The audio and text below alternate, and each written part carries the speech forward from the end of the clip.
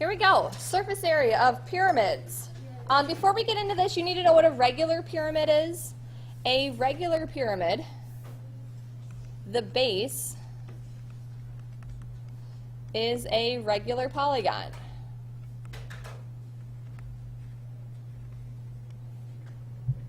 So the base is a regular polygon, so that means if it looks like it's a parallelogram, like it does here, that's actually a square.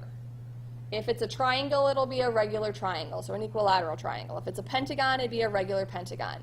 What we're going to do for surface area will be for regular polygons. So it'll probably say that in the directions, but just know that those are the surface areas we're going to be finding. And for every pyramid, the base can change, but what shape are the other sides? Triangles. So the lateral sides are triangles. I think we're really used to seeing like the square pyramid, like the pyramids in Egypt are square pyramids, but they don't have to be, and we'll see other examples of those. This first one here is a regular pyramid.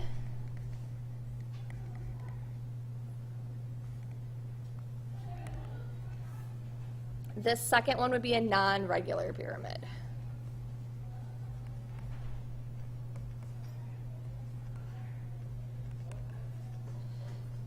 And you have all the different parts still.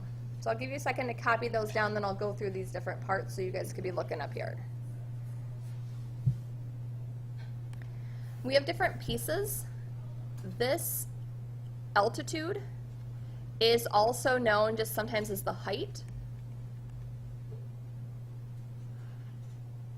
That is not the same thing as the height of the triangle sides that go around the shape. So when you're looking at this and you're seeing this triangle, the height of this triangle is actually what's called the slant height. And it's going to be really important that we see the difference between those, the height and the slant height, because we're going to have two different numbers in our formula.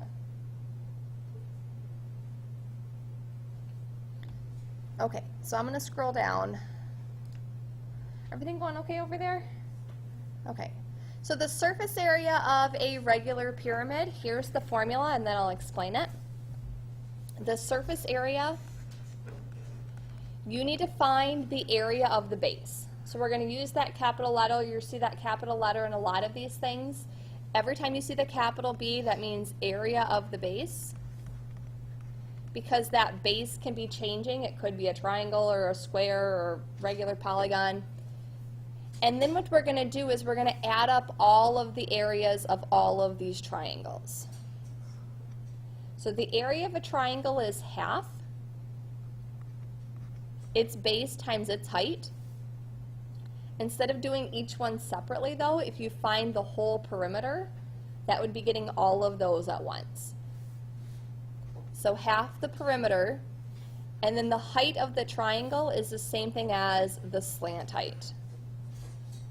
So P, just like before, is perimeter of the base. And this kind of scripted L, that stands for slant height.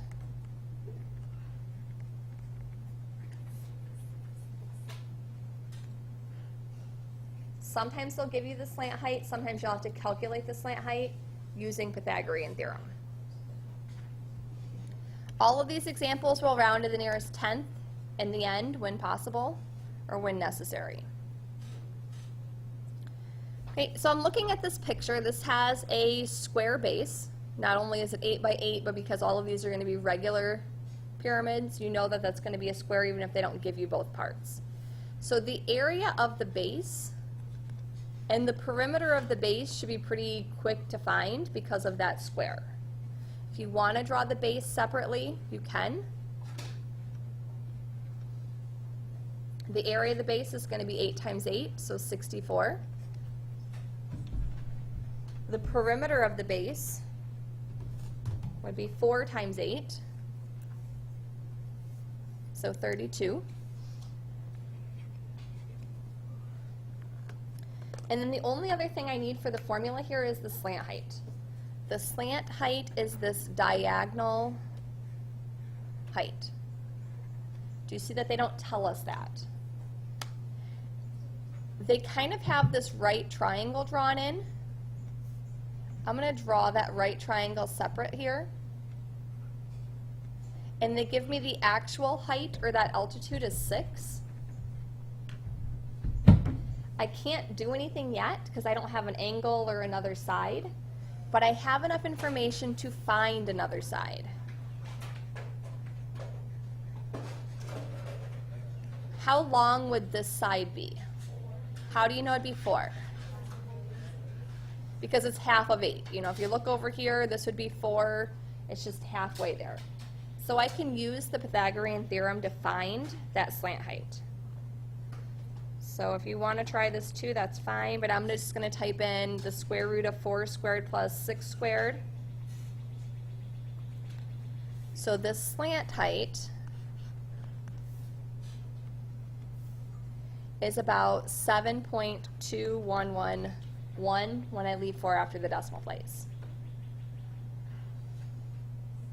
Now I can take those numbers and plug them into the formula where the surface area equals the area of the base, so 64, plus half of the perimeter of the base times the slant height.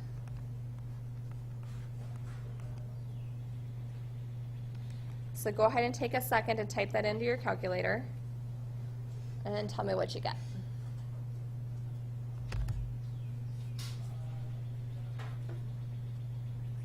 What'd you get? 179.4 meters. Good. 179.4, and that'll be square meters. If the formula is something you don't want to use, you don't have to use the formula. You could always just, think about all of these sides. The area of the base is 64. You have 4 triangles, so you'd have 4 times the 8 times the 7.2111. But do you see that this is exactly the same thing? Instead of having the 4 and the 8, you just multiply those together to get the 32. So either way you think about this, you'll get the same answer. It doesn't bother me if you want to think about these as separate faces and add them all up, or if you want to use the formula, it'll be the same thing either way. Okay, for this next one, the base here is this hexagon. I like to draw that separate. And then I'm going to find the area of the base and the perimeter of the base. Usually one of those will be faster than the other one. In this case, because they give you that side, the area of the base will have a little extra work, but I can find the perimeter right away. So what's the perimeter of this base going to be? How would I find the perimeter of the base? How'd you get 62.4? Okay, there's 6 of these sides and they're 10.4 each. So that's the perimeter of the base. The area of the base, you have to find the area of this hexagon. So I'm going to go through this fairly quick. If you need me to come to you later to go through this slower, that's fine. This is 30 degrees. This portion here is 5.2 because it's half of 10.4. You can set this up with tangent, or if you know that special ratio, to find the apothem. So the apothem is going to be 5.2 times the square root of 3. So the apothem is 9.0067. The area of this base is half the apothem times the perimeter. So half of 9.0067 times the perimeter, 62.4.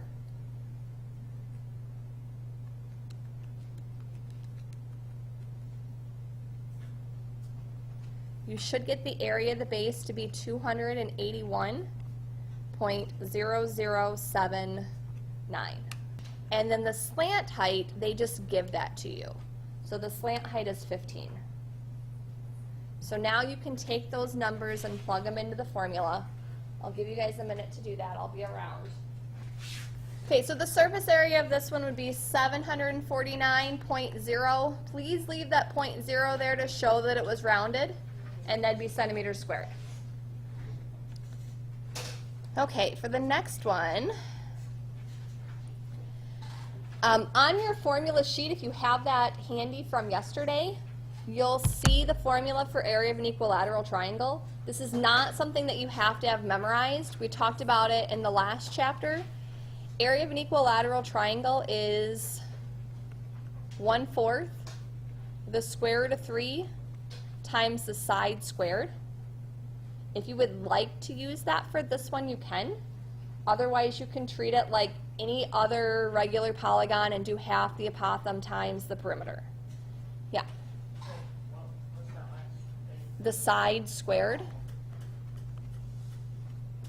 But that may help you because I know these have, lots of steps. That may help you, and that is on your formula sheet. So you could use that on the quiz or the test or the exam. Just make sure you know how to plug the numbers in. So looking at this picture, the base is the triangle. The area of the base, I'm just going to use this formula here. So I'm going to type into my calculator 1/4 times the square root of 3. Okay, and just grab your calculator to make sure you can type this in too, times the side, which is 6, squared.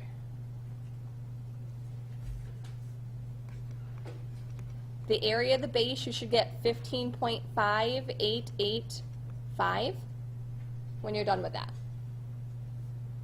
The perimeter of the base, how would you find the perimeter of that base? 6 times 3 is 18. And then the slant height, do they give you the slant height? Yeah, the slant height is 8. So you can just take those numbers and plug them into the formula for surface area. Surface area equals the area of the base plus half the perimeter of the base times the slant height.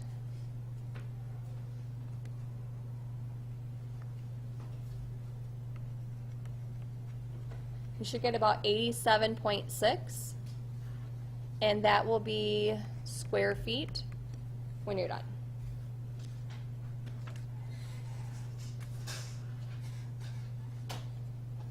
Questions so far? And it's just taking a lot of the stuff that we've already done and putting it together in one step. Okay, for this last one, the base is the pentagon. Yeah, that's not a great regular pentagon. Pretend like it is. Okay, when I'm looking at this, this is 4.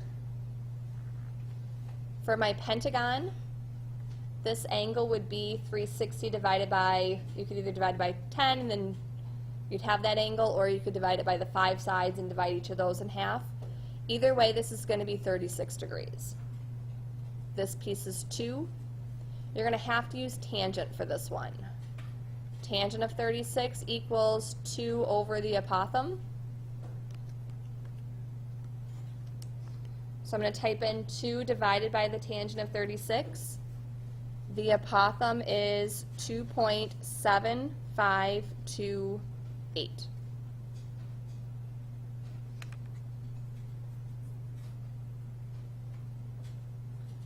I have what I need now for the area of the base and the perimeter of the base. Perimeter of the base is going to be 4 times 5. So that's 20. Area of the base is going to be half the apothem times the perimeter of the base. So that's going to be 27.5276.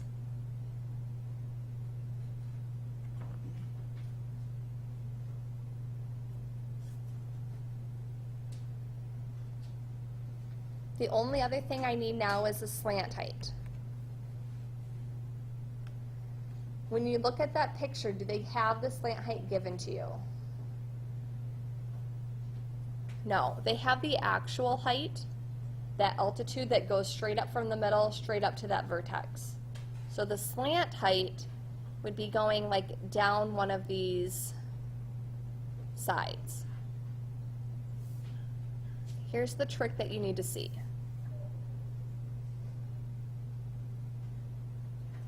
This part here is the same as the apothem. This is the apothem. It worked out to take half of 8 in that first question because it was a square. It's not going to work out to just take half of 4 because it's a different length. And I can show you with a 3-dimensional shape when we're done with this, if you can't visualize this and see it. But this here would be the apothem. So I'm going to draw that right triangle. This is kind of like the side profile of this shape, where this is 7. The apothem was the 2.7528 number, and the slant height would be what I'm trying to find. So I'm going to use Pythagorean theorem. I'm going to type it into my calculator. You guys can type it into your calculator too, or just wait for me to type it in. The slant height is about 7.5218. So make sure that you're being organized with this. When you guys take the quiz, there's going to be multiple points. And if I can see that you found, the area of the base and you have that labeled, and I can see that you found, some of these parts, I can give you partial credit. But if you just do all the work on your calculator and then get a wrong answer, I don't know what I can give you credit for and what I can't. So make sure you're showing these numbers as you go.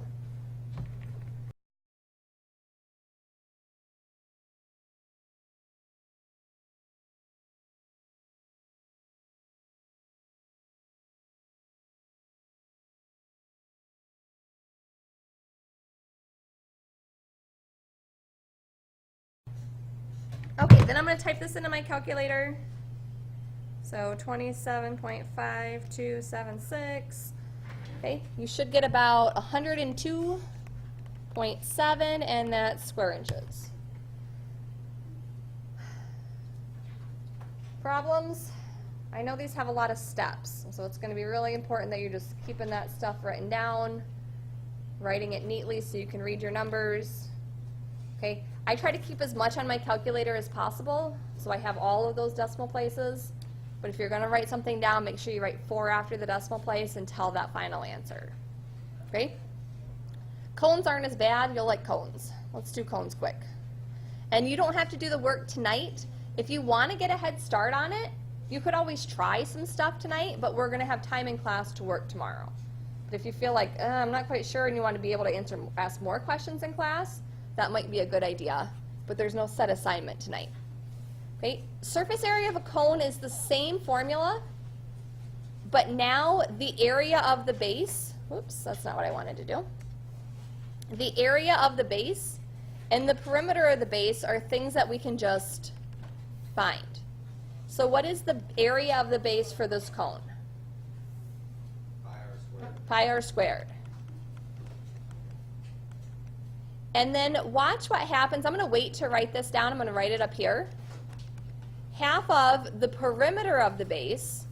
What's the perimeter of the base? Pi times diameter. Let's use the radius one because that's going to be in this formula already. So that would be the same thing as 2 pi times the radius times the slant height. So if I wanted to clean this up a little bit, what's half of 2? Just 1, right? They cancel out. So the formula on your formula sheet is going to look like this.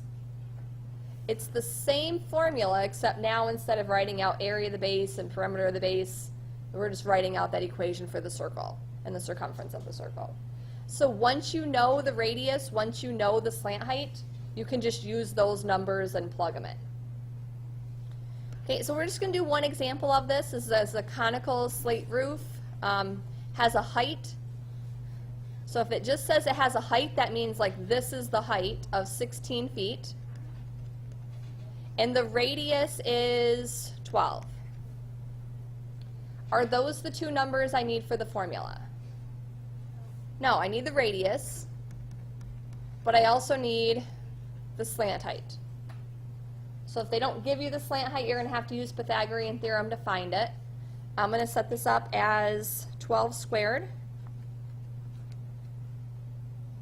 plus 16 squared and take the square root of that.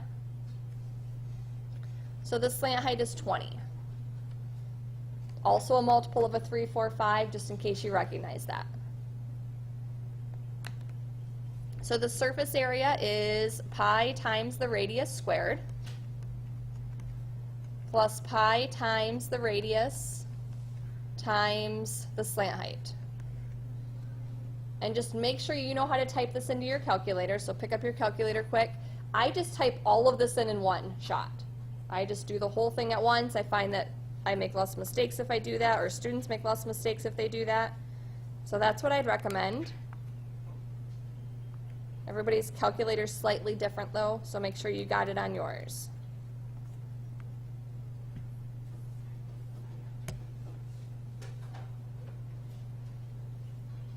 What'd you get? I got 1,206.4, and that would be square feet. Okay? So make sure you get that. If you don't have that, let me know. One last question here. If you had to buy tile for this, would you actually need that many square feet of tile? Would you actually be tiling the entire surface area of that cone? No. What would you have different here? Fabian? Without the base? You would not have this part. It would only be what this is called the lateral area if you were thinking about this in terms of like a story problem and having to buy tile. Okay, so we are going to keep that in mind a little bit. We'll do some more examples like that later, where we have to think about like what's actually happening. Okay.